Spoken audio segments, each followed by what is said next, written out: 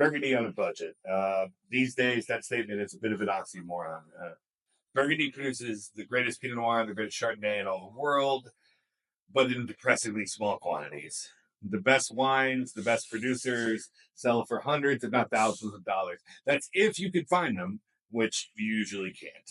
But I love Burgundy, and I want you to love Burgundy. That means I want you to be able to afford Burgundy. So that means I need to guide you on the best ways to drink unreasonably good Burgundy at reasonable prices. The first and main point is obvious. Start with a great producer. In the offer, we're talking about Joseph Roti, Aunt Gros, Mongiard Mounier, and Leger Belair. These are all A-plus wineries. And here's the thing about A-plus wineries. They don't skimp. Every truly great winemaker I've ever made take just as much pride in their entry-level wine as they do their best wine. And Gros, for example, makes, in my humble opinion, the greatest expression of Grand Cru Richebourg. But outside of the oak, she doesn't treat her Grand Cru any different than she does her Bourgogne Rouge. And here's where we get into the secret specifics. Phrases like Bourgogne Rouge, Haut-Côte-Nuit, Côte-Nuit, Bourgogne Blanc. These are all legal classifications from the French government made to delimit where the grapes and the wine come from.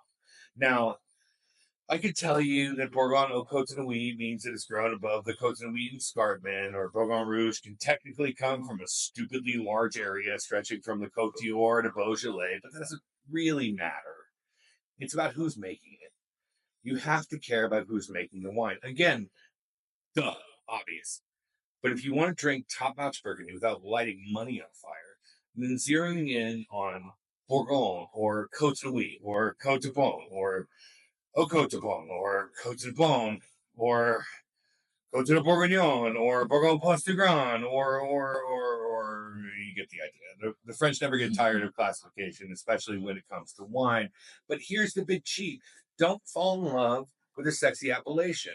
Joseph Roti is one of the greatest producers of Gevrey Chambertin in all the world. His Bourgogne Rouge is better than a mid-producer's Gevrey because most vintages he declassifies his Gevrey Chambertin fruit into his Bourgogne. It will give you more. It will satisfy. It will entrance you in the way only Burgundy can. These are the gateway wines. These are the wines I put in people's hands when I want them to fall in love with Burgundy. And even if you've already fallen in love with Burgundy, these are the wines I tell you to pop and pour to remind yourself why these wines are so special. Focus on the producers, not the name of the village. That's how you find the hidden gem, and that's how you drink Burgundy on a budget.